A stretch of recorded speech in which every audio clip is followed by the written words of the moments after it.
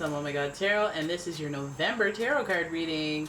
So let's have a look at your astrology reading cards to start. We'll see the themes, and then we're going to do a solemn, dignified tarot spread. Alright, so here we go. Your first card. Oh, you got yourself!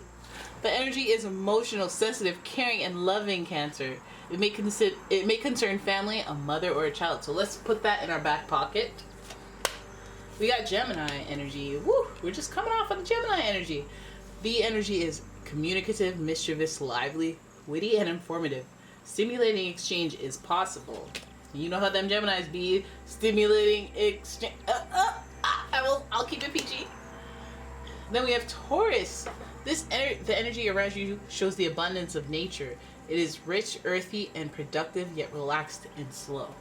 So, feels like this feels like the month starts oriented around family, of course, but it could really hit you anywhere where the feels are.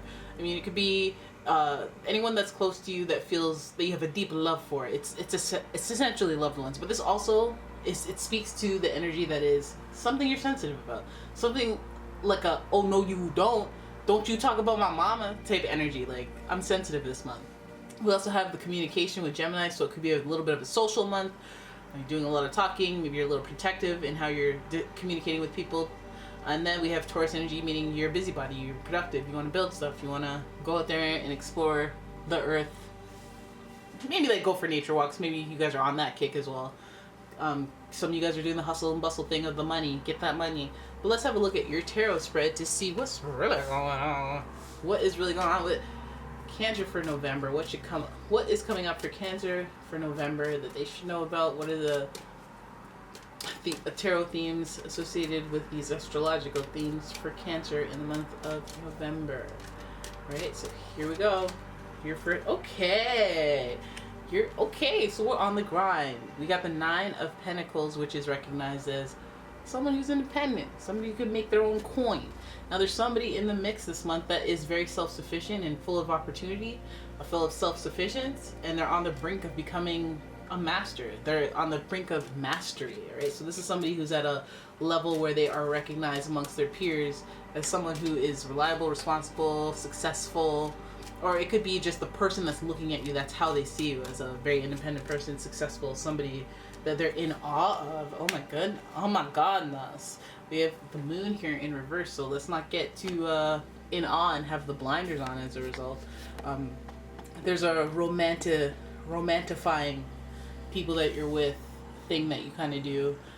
Maybe it's tied to your emotions. You're sensitive, and I think that some of that sensitivity may be clouding your judgment in the way that you perceive people who are successful, or you could just this also, if there was another like pentacle kind of card that came up, I would say that this would be like don't get an ego, don't buy into your own BS, don't buy into your own gimmick when it comes to your success or for the things that you're really good at. Like, still be humble to some degree. I mean the moon in reverse is like your perception of reality is distorted, I would say, by the ego if we're talking about the 9 of Pentacles. But then we have the Ace of Pentacles. Okay, so definitely keep the ego in check and don't get blinded by your desire for money or your sensitivities as it relates to money. Like, don't do things out of desperation. Don't do things out of cockiness or arrogance or just wanting to be flashy, like spending money that you don't have to spend. Anyways, yeah, don't make your perception of money distorted by something that has something to do with your ego. All right, we have the Ace of Pentacles. You are onto a new opportunity. There's something in the rumblings, amidst the confusion. There's some new opportunity that's going to be realized. And that's your thing, I guess. You can do that because you're recognized as somebody who can be self-sufficient. So ideas are flowing to you. So this month feels like you're trying to get businesses started, like you're trying to have ideas flowing and be productive. Then we have the Page of Pentacles, who's also very productive and into the research part of that productivity. We jump from the Ace of Pentacles, where we're inspired by an idea, to the Page of Pentacles, who is doing the research for that idea. And please notice that in the beginning, when the idea is forming, there's a bunch of clouds and confusion, and there's a path to walk down, and it's exciting and everything. But there's a lot of clouds, and then we get to the Page of Pentacles and we see the clouds are thinning out a little bit more, right? But there's also action going, so that's why We have the Five of Swords, which represents having to cut losses, having to pick this over that and walk away, when you have to make a good deal, and maybe that's like I have to cut things off to give my full investment of time into this business or whatever tangible business opportunity you guys are going after, or this could be a hobby turned business, but I think it involves communication and maybe online. Then we have the Nine of Swords. Sorry about that little pause there. I'd be thinking sometimes. We have the Nine of Swords there, a little anxiety. Some of you guys are having trouble with the paradox of choice. How you have so many options that you end up doing nothing. And you're... Okay, I see where the paralysis comes from. But I want to understand that a little bit better. So let's try it. Boom. Yeah, you're in your head too much about it. Maybe you need to clear your head and you get rid of some of your vices. Could be drinking alcohol. Maybe you have a little more self-discipline. And you have to be able to walk away from things that aren't serving you. That's essentially the Five of Swords anyway, but that's a loud and clear kind of a thing that you have to cut off. Like, you have to get rid of the things that are hurting your productivity.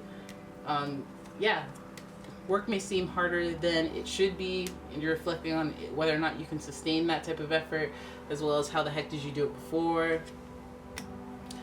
Definitely something that needs to be looked into on the what is this?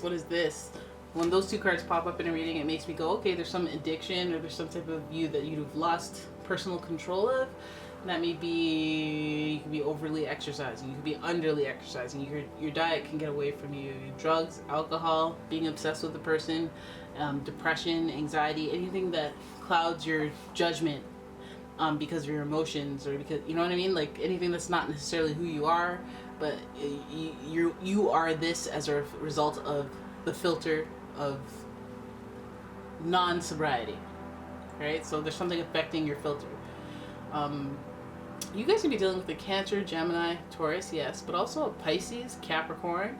I mean, we have a lot of pentacles here, so it could be a Taurus, Capricorn, or a Virgo.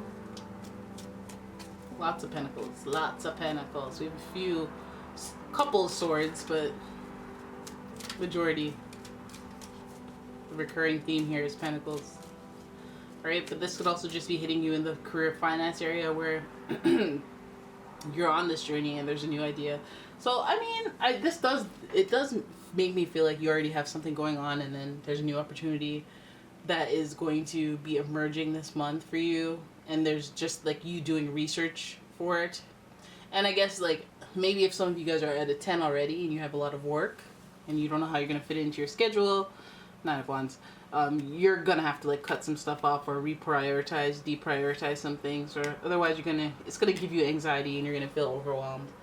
And I think that those things that you need to cut off are things that have been giving you anxiety. For example, again, drugs, alcohol, or a lack of exercise, or anything that takes away from your wellness. You're going to have to cut down on that. Right? So then we have the Four of Wands. I think you realize that in order for you to achieve success, or the type of success that is, that makes you feel happy or fulfilled, I think that you are going to have to do some really deep inner work. Not that deep where it's going to take so long, but you just have to have those realizations of things that have been like, this is like when you hit your 30s, okay? And I can relate to this, obviously, and that's why I'm using it as an example.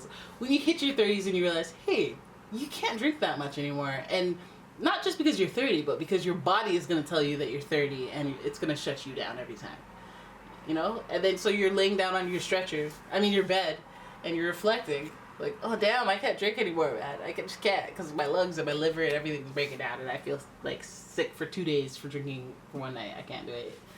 Right? That's mastery, realizing your personal strengths and weaknesses and navigating through them and conquering the stuff that is a weakness that you can shift with your mind.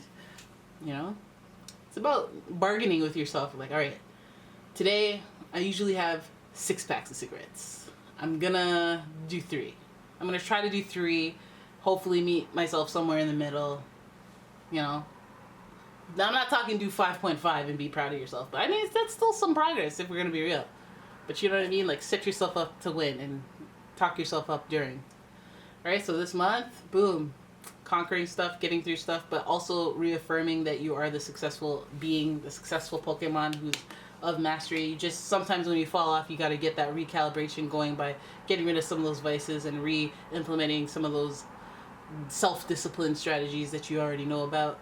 All right, and especially as a Cancer, that's just something that you know about, but you have a hard time executing on sometimes. And sometimes you have to be very, very conscious of what you're doing and exhibit some of these Capricorn qualities where you have that willpower, that stability, that no means no vibe instead of the, you know, the crying vibe. We don't want to do the crying. We want to be all tough and have swords and stuff. All right, so that is your November reading. I hope you guys enjoyed it. If you did, please give the video a thumbs up and please subscribe to the channel, and I will see you guys in the next video. Bye bye.